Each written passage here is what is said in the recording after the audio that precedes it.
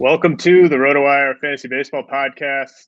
I'm James Anderson. Clay Link is off this week. So we are joined by my good friend and partner, Ian Kahn, who used to do the Dynasty rankings for RotoWire, now does them over at The Athletic. The podcast this week is brought to you by WinBet. And Ian, you and I both had big updates to our Dynasty rankings go live last week. So, we got a ton to talk about. But first, how you doing, man? I'm doing good, man. It's so good to hang out with you and to talk with you. We still share, our RDI team is no longer, but we still share a team together. So we get to talk about the NFBC team that we're working on together. And yeah, drop the rankings last Thursday. I think you dropped yours on Friday. Mm-hmm. I do miss having you as my partner though when we do these rankings, because that was always, I typically will float them out to different people and stuff, but the hours that you and I would spend kind of really painstakingly going through the list were both fun, and the list would always get better. So I do miss that. But I'm excited to be talking. I'm missing Clay, my man. I miss my man Clay Link, but I'm real glad to be here with you, Bo. Well, yeah, Clay deserves a show off, and happy to be able to give that to him. And I miss working on those with you, and honestly, I miss you being in charge of them, because man, these are a ton of work. I forgot how much work they are, especially that first update. I mean, the first one, when we're about 2 months into the year, I'm always just like, I almost had like a nervous breakdown when I was working on these, because I was just like at a certain point in the process, I was just like, these just aren't any good. And then I just had to just keep grinding away at them. But what was the process like for you for this first big update of the year? Yeah, it's always a little nerve-wracking. And in your article that I read in RotoWire, because I am a RotoWire subscriber still, and I highly recommend, if you're not a subscriber, you should subscribe to RotoWire. It was so smart, and I'm going to totally steal that from now on, because you basically said, look, these change the second they publish. Like the second they publish. Marcell Ozuna, the day after I published mine, right. Marcell Ozuna has the wrist or whatever it is, and then has the unfortunate situation in his life. Well, I mean, I'm like, how do we change everything? Like everything needs to be shifted on a constant basis. So I really appreciated that. I thought that was really wise, I have to say. I'm going to do that from now on. There were, a handful of players where just even 2 or 3 days before I finished, like I was just like, oh, got to move him down like 60 spots. And yeah, it's constantly evolving. And yep. It's good to have them done, because then you just don't have to deal with it for another month or two. But like if I had to try to keep these updated on a regular basis, it would just be impossible, and I would go insane. Yeah, I agree. I hear you, and I agree. But we have, what's fun for us is you and I end up on the phone talking about dynasty theory all the time, and we basically we talk for about 45 minutes, and we're like, God, we should have just recorded that, because that was like a show. So that's sort of what we're doing today, I guess. Yeah, and we, to pull back the curtain a little bit, I mentioned it in my article briefly, but you and I were on the phone for a while, a couple days before I published mine, and you were like, you got to have Garrett Cole in the top 20, and I was like, I'm not going to have any pitchers in my top 20, and I was still sort of in the early phases of things, and then kind of in the final hour, I was just like, no, Ian's right. Cole's got to be in the top 20. Yeah. So I mean, those calls really do help me out. I'll tell you, that's one place where things have changed so much, right? I mean, because the differentiation between elite pitchers and the rest are so extreme. The confidence of watching a pitcher pitch as a player, as a guy who rosters players, right? We don't want to say own players anymore. So as a guy who rosters players in leagues, it's to watch Garrett Cole pitch or watch Jacob Degrom pitch while they're on your team, whether it's in a redraft or in Dynasty, it's just a totally different experience, because the level of relaxation that you have, knowing that it's actually going to be okay. Like, you don't have to worry. He's not going to blow up. He's not going to give up 8 runs in a game. He's not going to Kenta Maeda it. He's going to dominate the game every time that he goes out there.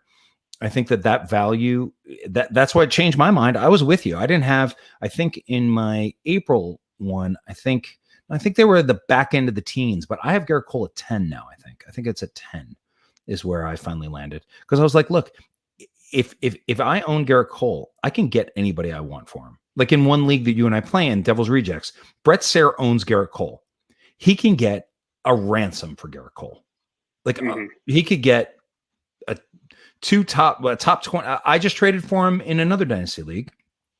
And I'm actually curious what you think. I think we discussed this on the phone, but I traded Louis full compete situation in the top 2 right now, going for the victory. Traded Louis Robert and Spencer Torkelson for Garrett Cole. That may seem crazy. That's a classic win now trade, and that's a good example of if you're the guy with Cole. I mean, that's the exact type of package you can cash him out for at any time, because he is.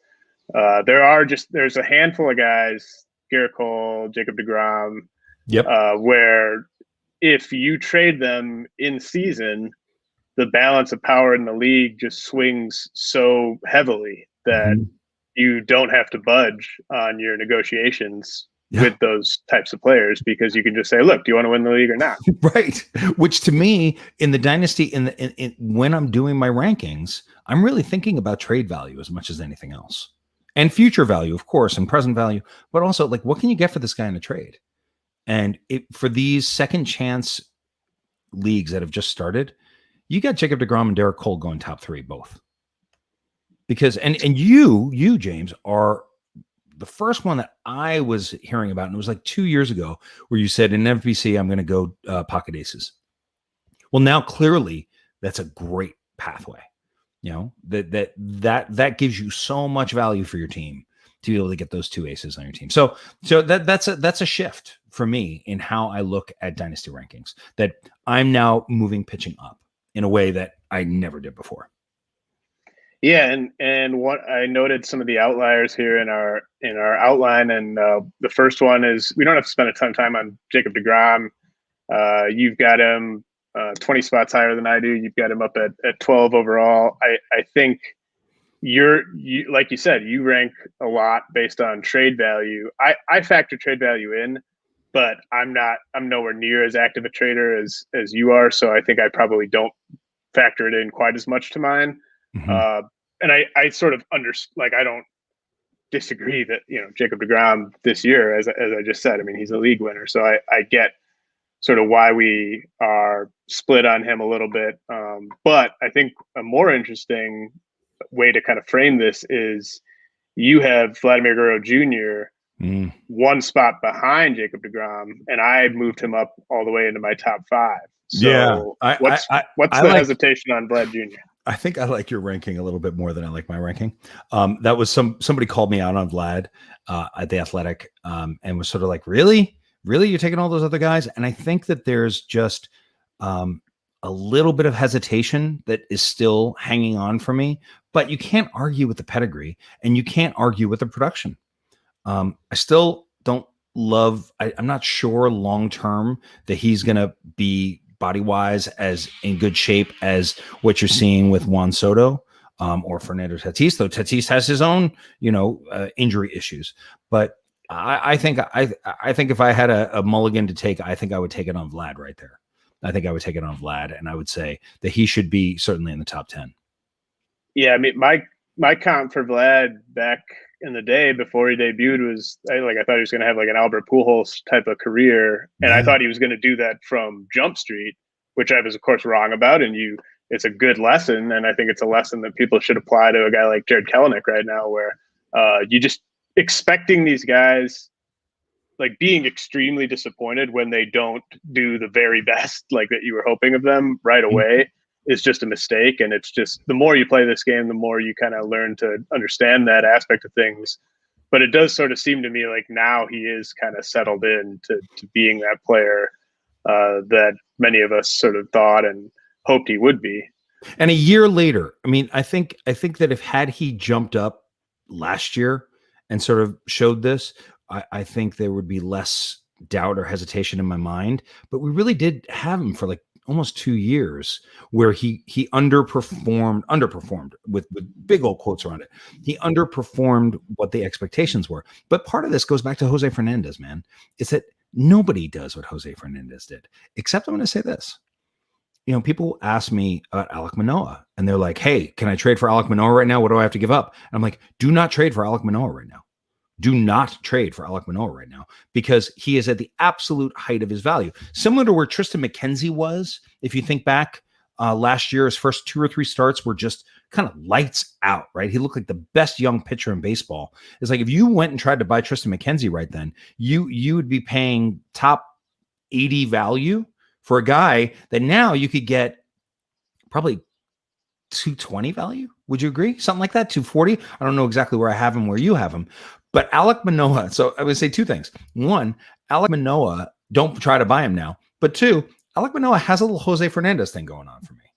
And maybe I'm getting all wrapped up in the mom and her joy in watching the game.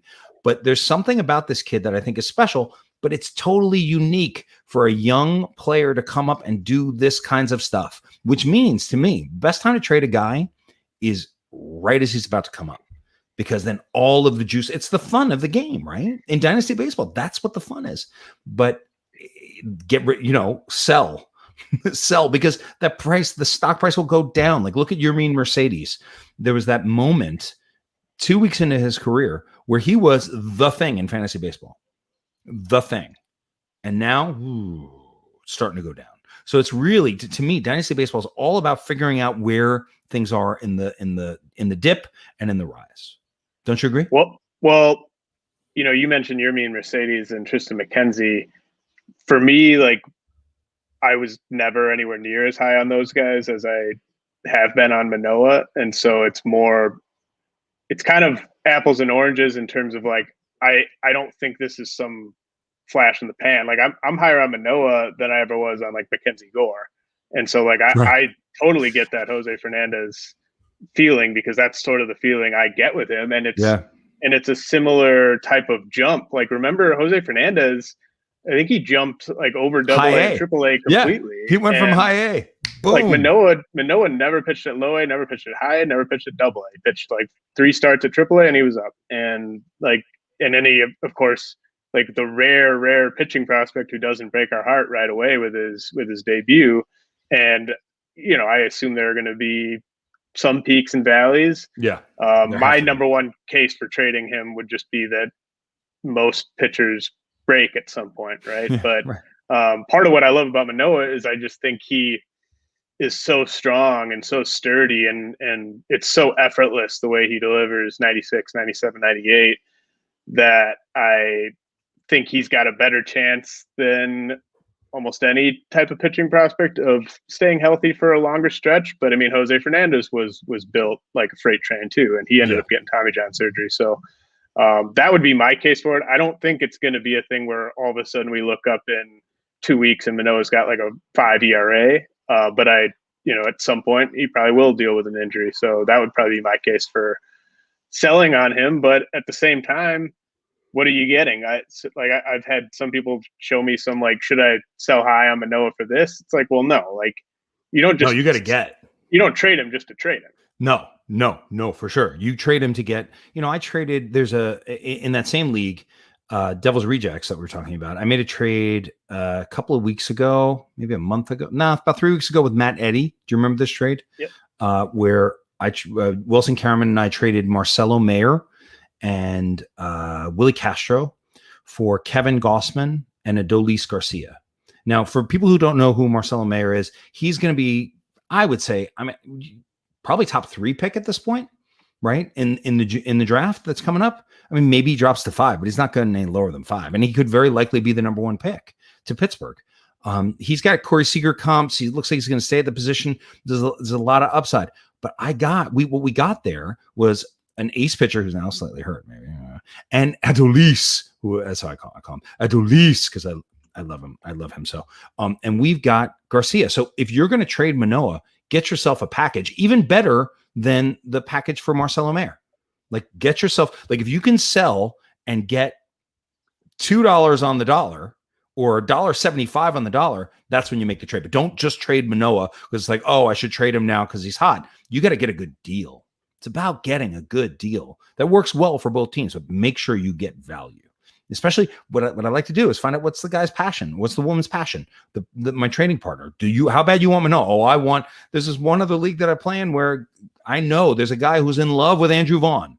So one day I'd like to trade him to Andrew Vaughn, hopefully, because that's where you get the most value. And if somebody hits you up out of the blue and is asking about a player like Alec Manoa, whose value is sky high, like, right there that they really want that player, because you don't go kicking the tires on a guy who is going to be expensive if you're not ready to really pay up. Yeah, that's right. And that's the place to do it. Otherwise, enjoy Alec Manoa, because did you get that same? I mean, I don't think I said that to you about Jose Fernandez before, but that's the comp I have in my head. I don't think this stuff is quite as amazing. It's different stuff. It's a different. I think Manoa is just so advanced in terms of how to attack hitters and how to just put them away pretty efficiently, whereas Jose was just the stuff was just so electric, so just crazy that he didn't even have to have that great a command, and he was still racking up the Ks. Manoa also plays with that same kind of joy in the game, which is so much fun to watch. I mean, he's really something. I mean, I didn't see all this coming. I did notice in spring training, like I remember he had a start against the Yankees in spring that he just dominated them, and was like, "Ooh, really?" And he's the 11th pick in the draft. I mean, he's got the pedigree for it for sure, and he's got a really cool mom. Like that mom. He hasn't had a single outing dating back to spring training this year where he hasn't been dominant, right? So we're still waiting for his first slip up of the year. Really quick, we're going to head to a quick message from our sponsors.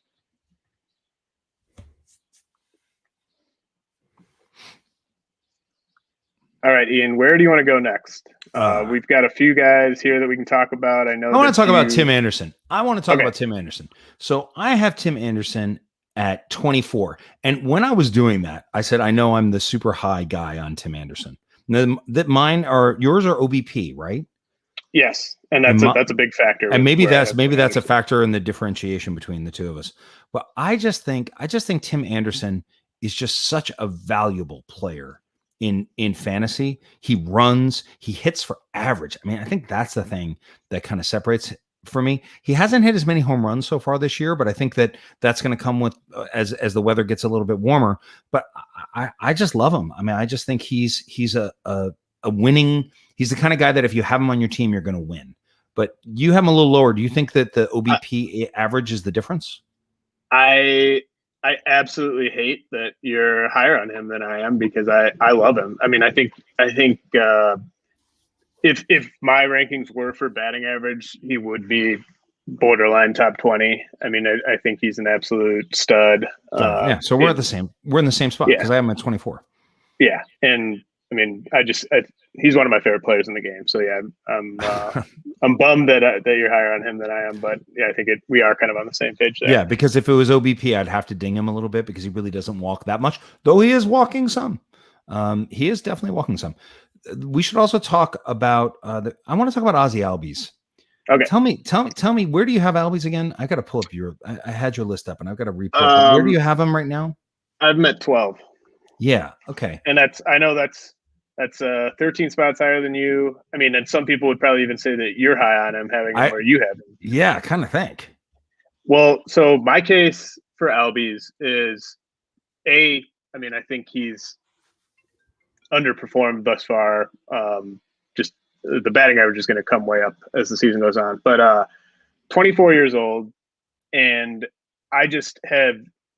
to me, he's one of the safest players in Dynasty, like maybe top 5, top 7 in terms of just, I know this guy is going to be incredibly productive, and he's going to play every day. He's going to, he doesn't miss time usually. Mm-hmm. And he's got another 6-7 years of peak performance left to me. And he's never going to be a guy who he's not going to finish the year as a top 15 player, most likely, unless he just has a crazy batting average year where he wins a batting title or something like that. But I look at a guy who's going to be a top 50 player, and he's going to be a second baseman, I mean, I'm Mhm. always going to lean towards an infielder over an outfielder just because I feel like those spots are tougher to shore up, especially in a deeper league. But it's all about the floor, and I think people sleep a little bit on his upside because everyone talks about the floor with Albies. Like it's not like he's finishing as the 80th player. Like he's going to finish top 50 most years if he stays healthy. And I just think you have 6-7 years of that, and it just kind of makes it. He's a very easy player to build around because there aren't many second basemen That's out there true. that you're actually trying to build around. I mean, look, I have him at 25, so it's not like I've got him. I don't know where other people have him on other lists. I think 25. I think my disappointment with Albies is I remember him back when he was in the minors, and didn't he steal like 50 bags one year? Or like, wasn't he just like that was his carrying carrying tool back then. Was he's going to come up and he's going to steal a ton of bases. Right now he's on track for 9 stolen bases and 27 home runs and 90 RBIs and 90 runs. I mean, and what you said that kind of sticks with me, and I think is really right, is he's a second baseman, and second base is the worst position in Dynasty outside of catcher, of course, outside of catcher. So to have someone like that, but I mean, he was our second round pick back when we did it? Third, I want to say third. Was he third? You're right. You're right. Because we went Freeman and then Sale. I take responsibility, and then Ozzie in the third. That's right. And then Manny Margot in the fourth. Which now we're starting to see the development. But frankly, I wouldn't go any higher than that. But I respect the. I get it, and I get yours. I get your thought process about it. Yeah, I mean, I'm sort of. I sort of feel like I often sort of get labeled as just always chasing upside, but I like chasing upside when it's very, like I like chasing upside in like 16, 17, 18-year-olds. If we're talking about guys in their early 20s, mid 20s, like I want that sort of assurance that I'm not, worried about whether this guy's going to pan out or not. Who else should we hit on? I've got a blind spot on a guy, and I was like, oh, I'm gonna get killed on this one, and I'm not even sure if it's on the list. But then I read something this morning that made me go, see, I might be right about this, but I might be dead wrong. And it was people comment on the page, and typically they sort of like, hey, I kind of think you might have missed on that one. I'm like, eh. And there was this one guy who goes, what the hell's wrong with you about Rafael Devers? Why do you have him at 30? Like, what are you, nuts? What are you, an idiot? I mean, it had a little bit of that vibe. And I go back, look at the numbers of what he's doing so far this year. And it's like, yeah, I mean, how do you argue? But then did you happen to see the article about how he's been pitched to by the Astros over the course of the last 2 days with the four-seam fastballs? So basically over the course of the last 2 games against the Astros, he has been throwing, the Astros have thrown him the same pitch every time, a four-seam fastball that he cannot hit. He can't hit it. He went 0 for 8, I think, with 7 strikeouts, and 1 small ground ball. Now, the flip side of that is, did you see what he did against Chapman against 103 that one time? But if he can't hit the fastball, and if teams start just pumping fastballs in, I like my rank. There's something about him that I traded for him last year in that same Dynasty League. And then I moved him, remember? And I called you and I said, hey, I just traded Devers, and I got back Aaron Judge, Frankie Montas, and Justin Turner, remember? And you said to me, that's a really good trade for you if you win a championship in the next 2 years. Otherwise, you're going to regret that trade. Remember? That's what you said. And I still remember it. But the guy was like, why are you so down on Devers? I was like, I don't know. I had him for like 4 or 5 weeks, and I didn't like the way he was playing. I just didn't like the way he carried himself on the field. But I think I have a blind spot. So anyway, you have him at I have him at 17. And I have him at 30. I mean, I don't want to be labeled as this like huge Rafael Devers. I just think he's 24. He's really talented. I have some questions about the work that he puts in during the off season. Like, I almost wonder if he's going to be kind of an every other year type of guy, where when he has a really good year, he's not going to stay in shape in the off season, and then when he has a really bad year, he's going to put the work in. That's kind of my main question with him. And I mean, the body, it's kind of gone back and forth, and he's probably not going to have we're not going to be talking about Rafael Devers when he's age 35, as this guy has just had a crazy run of production. It's probably going to be more of like a Prince Fielder type of length of the prime. But and that's frankly, and I'm not going to speak to the psychology of it. I'm not going to speak to what goes on in his head or how things go, but I do look at that and do think very carefully about that and see him as, you see his cousin who just is like, I think it was Cora said to him, look, if your cousin's that fast, you got to be faster. Like, I got to see some more speed coming out of you, but there's something about Devers, but also it could just be a blind spot for me as a Yankee fan going, well, screw these Red Sox. Though I think I finally have Xander Bogaerts appropriately ranked. Yeah. Xander's awesome. Yeah. He's had such Todd Zola mentioned this on our radio show last week. I mean, Xander's last like 3 or 4 years, the level of consistency there is just really tough to beat. And those numbers, see, that's why for me, him or Albies is but there's also a 4-year difference, and that makes a huge difference in terms of time. But that same number of at bats, pretty much same number of runs, same number of home runs, same number of RBIs, one more stolen base for Xander, but it's a 314 average versus a 236 average. Well, I will say, like I said, Ozzie Albies, like, I would not be surprised at all if he hits like 315 the rest of the way. He's been really unlucky, and I think his peak could look a lot like Xander's peak. That makes sense. Maybe I'm overrating but maybe you're right, but because I think 4 years ago, because Xander's 28, Ozzie's 24. So if you look back 4 years ago, this is what Xander was looking like too. And I remember Craig Goldstein. Do you remember Craig Goldstein would be like, Xander's the best player in the world. Xander. And it's like, all that talk, I believe in pedigree. I believe in pedigree. I believe that scouts largely get it right, and if they've got their, they were talking about Xander when he was 19, right? And talking about this kid's going to be something. And now we're seeing him absolutely in his prime. So I'm glad I'm finally on board with that. Speaking of pedigree and speaking of your Yankee fandom, one of the toughest guys for me to rank was Gleyber Torres. I ended up being 20 spots higher on him than you. And I do not, like I said in my article, you could probably talk me out of a lot of my rankings. Like if someone in the comments was like, why the hell is Gleyber ranked where he's ranked? I'd be like, I don't know. I don't know why he's ranked there. Because I have no idea. I have no idea what to expect from Gleyber going forward, but I'm basically betting on the fact that we've seen him, albeit in the crazy offensive environment of 2019, we've seen him live up to that pedigree, and he's still so young.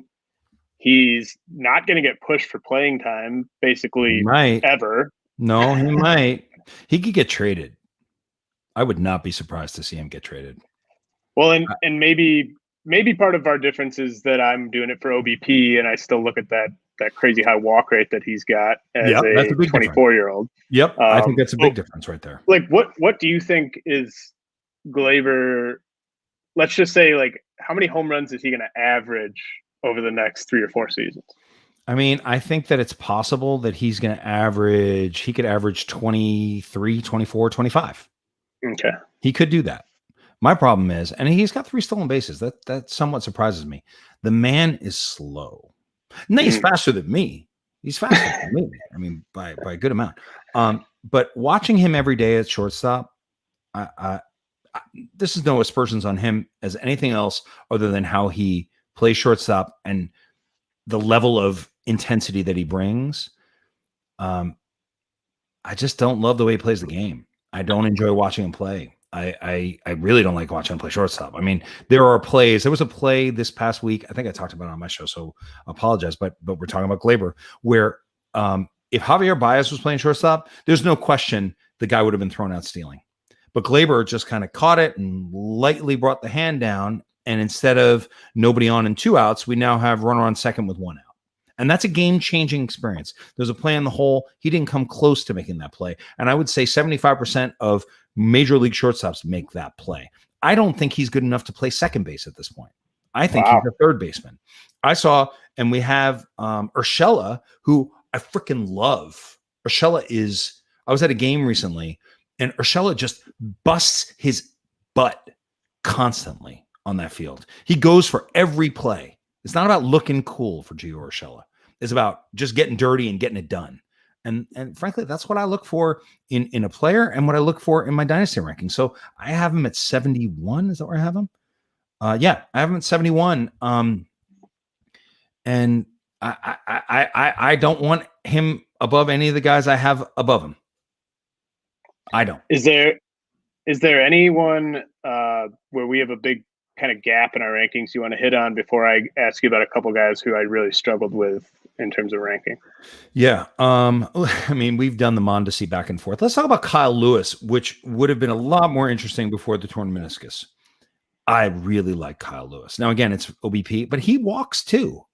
I just love the way the guy plays. I love Kyle Lewis. I think, talk about pedigree, 5th pick in the draft, but knee injuries, knee issues. So I can't argue it anymore. He was a guy before the IL stint because he was really coming along again, man. I mean, he was ripping the ball again. And playing the game with passion. I really like Kyle Lewis. You're not as high on him. Why is that? I think he's an outfielder who isn't gonna really carry me in any one category, and therefore I just sort of view him as fairly replaceable. Like, to me, like, those, once you get sort of outside the top 25, top 30 outfielders, you're talking about guys who can be had for a song and a trade. Like, it's not that hard to acquire like the 35th best fantasy outfielder if you're doing a deal, and you can even shop in the sort of the older demographic. You could go get like Andrew McCutchen or whoever, and not have to pay very much. So it's more. I don't see this sort of game changing. Like, he's going to hit. Like, if he does hit 35, 40 homers, I'd be pretty surprised if the OBP was palatable. And I mean, he does have 2 steals, but I don't really see him being a double-digit steal guy. So that's sort of where I am on him. And I think he could. Well, it's hard to say now because now he's looking like a real injury risk. But if he had full development coming out of his Rookie of the Year season last year, right? Last year was his Rookie of the Year season. I see 30 home run power. I think he could steal double-digit steals, and I think he could hit 260. So I think that's a really good player. But I get where you're coming from on that. And then, I mean, can we just talk about how much we both love CJ Abrams? I have to ask you about this guy. Brendan Davis. So Brendan Davis is injured, comes back.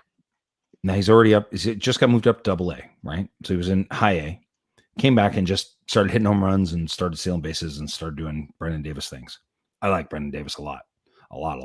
You love Brendan Davis. On your most, we still share your prospect page, and I sneak a look at it every once in a while.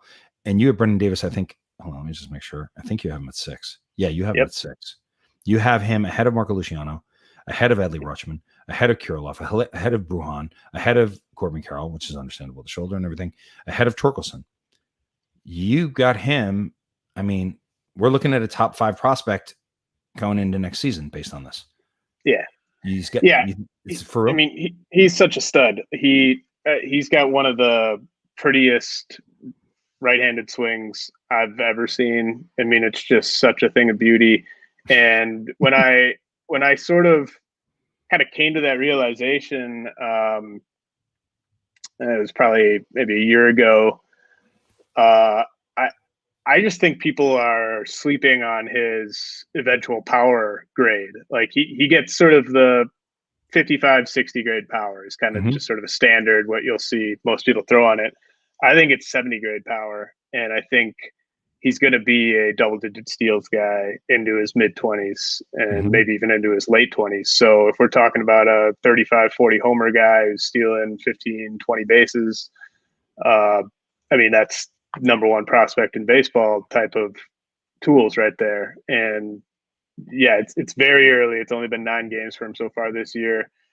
They gave him a fairly comfortable landing spot with that high A assignment, and then rightfully bumped him up to AA. But it's the contact rate too. This isn't a guy who's up there striking out a ton while getting to that power.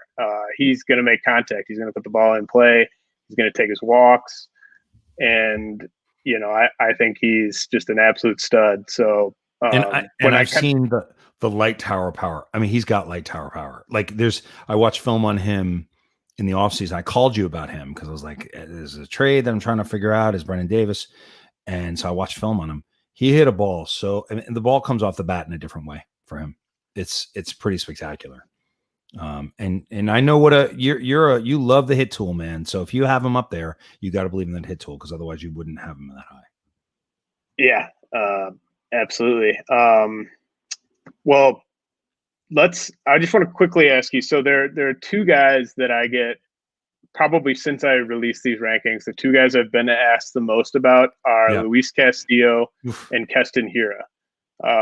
Two guys who are just, they've just plummeted in terms of perceived trade value, right? And yes, I just want to know, I mean, you're the best trader I know. What do you do? Are you just sort of hands off? Are you sniffing around? Are you trying to sell low on them because you're terrified? No, you can't sell. I don't think you can sell low on either of those guys. In fact, I mean, Hiura, I would almost, I've not been a fan of Hiura. Coming into this year, I was like, don't want any part of that fella. Not happy with what I saw out of him last year. Not, it was arm trouble coming out of college. And is he going to be able to stick at second? All right, maybe we're going to move him to first. We're really going to have a guy who's like 5'10". Is he 5'10"?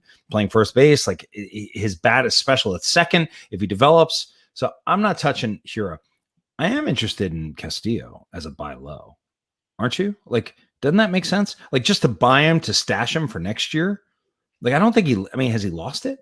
Do you think he's lost it? Well, man, I would feel so much better about him if he just had a change of scenery, because that defense behind him is just so atrocious, and that ballpark is obviously not great. I didn't ding him. Where did you put Castillo on the list? I definitely didn't ding him nearly as much as Hiura. I have Castillo 91. Yeah, I didn't ding him that much. And where did you put Hiura? 160, but I've even been sort of challenged on that ranking of like, well, would you trade him for this guy? And then it's sort of like, yeah, like someone asked if I would trade Keston Hiura for Jarren Duran, and I don't really like either guy. Like, I think Jarren Duran's the classic prospect that you trade right when he gets the call. But no, I don't think you do that. I'm sorry, I don't think you do that. I have Hiura at 141. Okay. And I thought I was the low man. I really did. I was like, I don't like this guy. I don't like this guy. I don't trust this guy, but he still has some value. I mean, who do you take? Well, I mean, I have Nick Solak at 142, but you have him way lower. But who would you take right now? Well, I have Kyle Lewis right in that same spot. I don't know. I mean, I actually thought, and on the here's another guy. Here's another guy I didn't quite know what to do with, but I'm comfortable with where I've got him. Zach Gallen, where do you have Zach Gallen right now, bro? We have him on our NFBC 400 top 400, our $400 team, and he's not helping us. Where do you have him right now? I've got him at 107. Okay, I got some flack because I had him at 94. I thought that was pretty fair. That people were like, how can he not be in the top 50? I'm like, he could be gone in a minute. Like, oh yeah, I thought you were going to say people thought you had him too high. No, I had people say that I didn't. I was like, no, I felt like I think I had him a little bit higher, like closer to where you had him in the 100s. And I was like, you know what? If he comes back, he's still Zach Gallen, but he's a minute away from Tommy John. I mean, isn't he? Yeah, so that's exactly like we had Jeff Stotts, the injury expert, on our radio show a couple weeks ago, and he basically said, like, yeah, he's going to come back, but he could fully tear it like in his very first start back, and then it's Tommy John, and it does sort of seem like it's headed that way. But I'm a really tough guy to rank. If you wanted to say, I don't really get the case for why isn't he higher. No, I didn't either. So where do you have Rodon? Where do you have Rodon? Oh, that's a good one. Because I think he's a guy that I would be looking to sell high right now. He's 146 on my rankings. Okay. I'm higher. I love the story. I love that he has reached this level because there've been some dark days there, but just to me, it's kind of one of those, like, he's healthy, he's pitching well. Yeah. Is he going to be healthy 2 months from now? Is he going to be No, healthy? I don't. You know what? I have him at 113. The stuff is silly. The stuff is silly. It's just when he struggled on Monday after I traded for him in that same very same league. I make a lot of trades in that league. I make a lot of trades everywhere. But he's throwing 98, 100 sometimes, and his slider, teams are hitting like 0.1 for 60, I think, against the slider.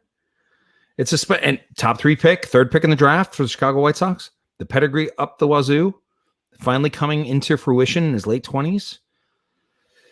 It's a risk. Don't buy pitching unless you're going to win. Don't buy pitching unless you're going to win, or unless you're going to be close to winning. Please don't buy pitching, because it costs a lot and it breaks. I have that old adage. It's like, when you're young, you're either going to struggle or you're going to get Tommy John. And then in your mid-20s, like, you make it up to the majors and you're finally healthy and you're going to, struggle a little bit, or maybe you're going to you'll get Tommy John. And then in your 30s, you're going to struggle or you're going to get Tommy John. So, like, Tommy John is coming. So it's like playing Russian roulette a little bit with pitchers. So only buy them. Like, I was talking to Alex Cushing about, like, if you're going to sell Rodon, you don't sell him for another pitcher. You want to get Rodon. If you're in a rebuild, you want to get Rodon off your team. Because, well, let's talk about that really quick. Like, so just for the people who are listening who are maybe 2 years away from realistically contending, say you have a Carlos Rodon, say you have a Garrett Cole, or name your pitcher who's pitching really, really well right now. You're 2+ years away from contending in your league. What's the strategy in terms of, like, 100%? How aggressive do you get? Like, do you aggressive? Okay. I say aggressive. It doesn't mean take the deal back. It doesn't mean take less value. It means that if you got a pitcher who's pitching well, the 3 or 4 teams that are at the top are going to want that player, period. Because they may have Strasburg. Strasburg's gone, right? You need to replace. You need to constantly, you can never have enough pitching, right? So you got to don't get dollar for dollar. You get $1.50 for those pitchers, and then you get them off your team because they're going to break. And you're not doing it for 4 prospects that I have in the 50 to 100 range. You're doing it for your big game hunting. You're trying to do a 1-for-1 or maybe a 2-for-2 or something like that. Yeah, or a 3-for-1. Like, let's say you have, perfect example. The guy had Garrett Cole. He's not going to win this year. What did he get? He got Lou Robert and Spencer Torkelson. I still like that trade for me. I still like it. He got a guy who, we're slightly different. You're higher on Robert than I am. But a guy's consensus top 25, let's say. Top 25 Dynasty asset. And Torkelson, wherever you're at, top 80. He got 2 dominant bats who are at least a year away from being in their full fruition in their early 20s for a guy who could get injured tomorrow. That's what you do. That's what you do. It doesn't mean, okay, well, now James and Ian say, I got to trade all my pitchers. All right, I'm just going to take whatever deal I come. No. Then once you say, okay, I'm going to make this trade, then you put it out on the wire. You field as many offers as you can. And you say, look, I've got a better offer than that. Do you want to improve your offer? And then if you talk and you talk and you talk and you're like, oh, well, I probably should do it. I feel like we've been working at this for a really long time. Don't do that. Get the deal you want. Get the deal you want. And look at the standings of those top 4 teams and start with the guy who is lowest in pitching and kind of go from there. Yep, absolutely. 100%. Do we have any more? Let's do like 2 more. I know we're supposed to wrap, but let's do a couple, 2 more. See, that's the problem, James. I'm always like, hey, I got to run to this thing. And then every time you and me are talking, or if we're talking with Clem, I was like, no, we got to, we're in the game now. Let's play the game. Well, let's talk about CJ Abrams. You mentioned him earlier. I love him. I love him so much. I've said this before, but I really think there's a case for him as the number 1 guy for fantasy. It's a 4-man race to me, basically, and you can see that in my rankings. I have Kelenic, Franco, Julio Rodriguez, and CJ Abrams back to back. because I do just think it's like that they're all number one caliber prospects. And I mean, Abrams to me is basically just his tools are almost identical to Trey Turner's. Or And Mookie Betts. Or Mookie Betts. Or Trey Turner. I mean, he's even fast. He's even faster than Betts, I would say. I mean, I love him so much. I love CJ Abrams so much. And like the fact that you're high, like before, and you're like, oh, I feel sad that you're higher on him. Like, and I was like, wow. But now I'm sad because you're higher on Abrams. You have him. Where do you have him? I have him. I thought I was the high man at 37. I really did. Yeah, I've got him at 23. Yep. You win. You're smarter. I love CJ Abrams so much. Go get CJ Abrams, everybody. But again, don't overpay for CJ Abrams. Mm-hmm. Get these guys. Like now, maybe it's not the time because James Anderson says he could be the number one prospect in baseball. Other people hear that, and now the value goes up. So you wait. I like to wait for these guys, especially prospects. Like actually, the guy to buy right now is Corbin Carroll. Go get Corbin Carroll right now because he ain't gonna be cheaper. You have him, Corbin Carroll. You have him still in your top 100. Is that right?